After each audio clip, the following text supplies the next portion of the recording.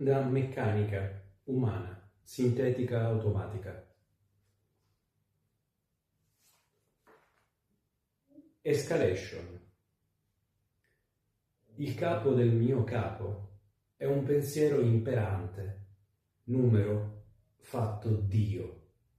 A crescere le distanze fra la prima cifra e l'ultima cifra della conta, la sua vita. Allineare profitti su profitti, sollevare ogni giorno un po' più in là, verso il cielo. Sembra impossibile, ma anche lui, come me, non possiede niente di ciò che ha.